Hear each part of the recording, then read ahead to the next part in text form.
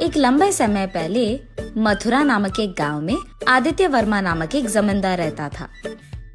वो आदमी बहुत ही अमीर था। उसी कारण उस गांव में सभी उसको एक बड़े बुजुर्ग का इज्जत देते थे। किसी को कोई भी मदद की जरूरत होती थी वो उन्हीं के पास जाते थे और इसीलिए आदित्य वर्मा भी उन सब की मुसीबतों को बहुत सब्र से सुनता था और उनका हल भी निकालता था। इतना ही नहीं, अगर किसी को पैसों की भी जरूरत होती थी वो हमेशा नाक बोले बिना देता था। इसी कारण उसका नाम गांव में बहुत रोशन हुआ। गांव में सबका इज्जत पाने वाला आदित्य वर्मा अपनी बीवी कुसुमा देवी का कभी नहीं कमा पाया। उसे हमेशा यही लगता था कि उनके सारे पैसों को ये ऐसे ही गवा रहा है। इन पति पत्नी का एक बेटा भी था जिसका नाम धर्मराज था। उसके नाम के अनुसार और उसके पिता की तरह ही वो भी सबकी मदद करता था। उसके पिता के व्यापार और खेती का काम ये खुद संभालता था। अपने पिता को काम कहे बिना वो सारी मेहनत अकेले करता था। धर्मराजू को धनलक्ष्मी नामक एक लड़की से 10 साल पहले शादी करवाया था आदित्य वर्मा ने।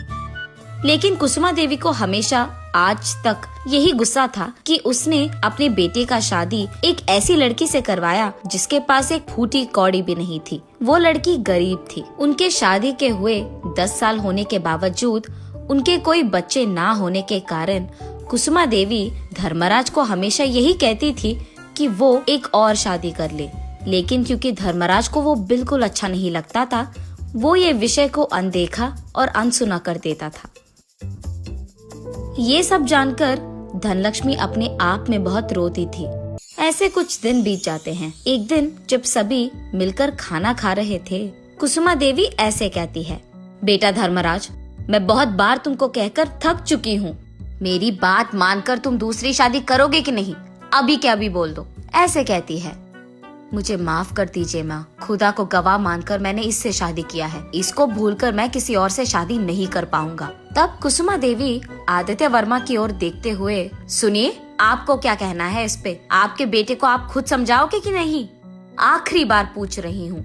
ऐसे गुस्से में कहती है। अरे इतनी प्यारी जोड़ी है कुसुमा, इतनी अच्छी जोड़ी को बच्चे ना हुए इसी कारण के दोष से अलग करना है, ये धर्म नहीं है कुसुमा। ये दोनों तो एक दूसरे के साथ बहुत खुश है। बाकी भगवान की लीला, उनका ही लिखा होगा। ऐसे कहते हैं। ये वंश यही नहीं रुकेगी। अरे गांव में सबके सामने मैं अपना मुंह नहीं दिखा पा रही हूँ। जमींदार के घर में क्या कमी है?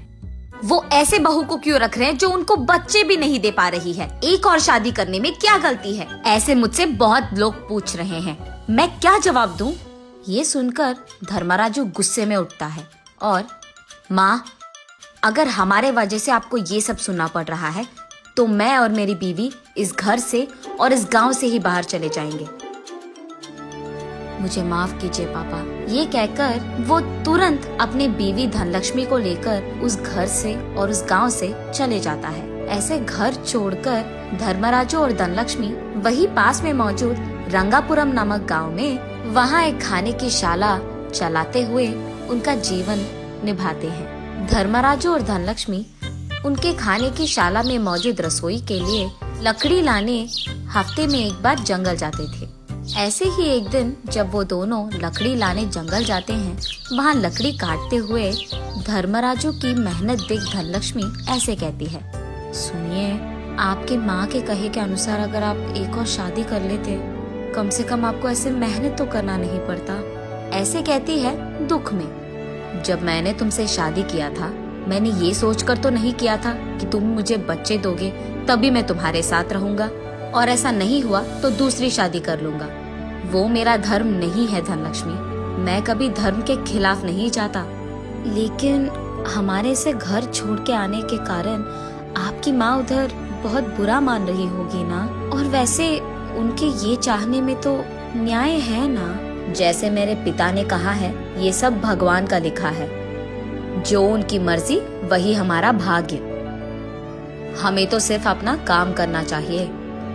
तुम ये सब मत सोचो, चलो काम करो। ऐसे कहता है। ऐसे वो दोनों बात करते करते देखते हैं कि वहाँ एक गाय घास खाते हुए उनके पास आती है। उसे देख धनलक्ष्मी, सुनिए, इतनी सुनसान जंगल में ये गाय कहाँ से आई है? ऐसे पूछती है। शायद अपने भीड़ से अलग होकर आ गई है। तो फिर हम उसको हमारे साथ ले चले? अगर ये हमारे गांव में किसी का है तो हम उनको लौटा देंगे, ऐसे कहती है। ठीक है, तुम्हारी मर्जी। ये कहकर वो उस गाय के पास जाकर उसे देखते हैं। इसका पूंछ भला टेढ़ी क्यों है, जैसे कोई सुअर का हो, ऐसे कहता है। अब मुझे क्या पता, वैसे भी सारे जानवर एक ही तरह थोड़ी होंगे। चलिए ना, अब बहुत देर हो चुकी है। ये कहकर वो दोनों उस गाय को और लकड़ी को लेकर उनके घर चले जाते हैं। उस गाय को एक जगह में बांधकर उसको घास और पानी देते हैं। ये देख गाय बहुत खुश होता है और इसीलिए वो अपनी पूंछ को खोलकर वही मौजूद लकड़ियों को छूती है और बस तुरंत वो सब सोने में बदल जाता है। अपनी आंखों के सामने ये सब देख पति पत्नी दोनों आश्चर्यचकित हो जाते हैं। खुशी में, अरे ये तो कोई जादुई गाय है, भगवान ने खुद इसे हमारे पास भेजा होगा, ऐसे सोचते हैं। और बस उस दिन से, उस सोने से उनको जो भी पैसे मिले, वो दोनों उसमें से एक भी रुपए ना लेकर उन सारे पैसों को अपने खाने की शाला में उपयोग करते हैं और भूखों को खिलाने के लिए। और ये सब भी मुफ्त में करते थे। निस्वार्थी होकर जो भी पैसे उनको मिले वो अपने आप पे उपयोग किए बिना दूसरों की सहायता करने के लिए उपयोग करने वाले इन दोनों को देख वो गाय बहुत खुश होती है। और इसी कारण जब भी उन दोनों के पास पैसे खत्म हो जाते थे, ये जादुई गाय उनके घर में मौजूद कोई भी सामान को छूती थी और बस वो सामान सोने में बदल जाता था। ये देख धर्मराजू और धनलक्ष्मी एक दूसरे से ऐसे कहते हैं, हमारे तो बच्चे भी नहीं हैं और इतना पैसा भी तो है, तो जिनको भी कोई पैसों की या मदद की जरूरत हो उनके लिए इस धन का हम उपयोग करेंगे। हाँ जी, हम यही करेंगे। और इतना ही नहीं, इस खाने की शाला में जो भी भूखा आएगा उसको हमेशा हम मुफ्त में खाना खिलाएंगे, वो भी पेट भर। ऐसे धर्मराज और धनलक्ष्मी उसी गांव में नहीं बल्कि आसपास के सारे गांव में अन्नपूर्णा नामक जोड़ी का नाम कमाते हैं। देखा धनलक्ष्मी, अगर हम घर छोड़कर यहाँ नहीं आते तो ये जादुई गाय हमें कभी नहीं मिलता और उसी के साथ इतना अच्छा नाम भी। अब इसी को भाग्य कहते हैं। हाँ जी, बच्चे ना रहने की बाधा इन सब के प्यार के सामने तो कुछ नहीं है। हाँ धनलक्ष्मी, दूसरों की मदद करने में जो खुशी मिलती है उसके सामने ये सुंदरता, अमीरता, ये सब कोई मायने नहीं रखता। ऐसे उन दोनों को इतनी अच्छी नाम देने वाली कामधेनु का वो बहुत अच्छा ख्याल रखते हैं। प्यार से और इज्जत से उसकी देखभाल करते हैं। नैतिक निस्वार्थियों को धर्म कोई भी रूप में बचाते ही रहता है।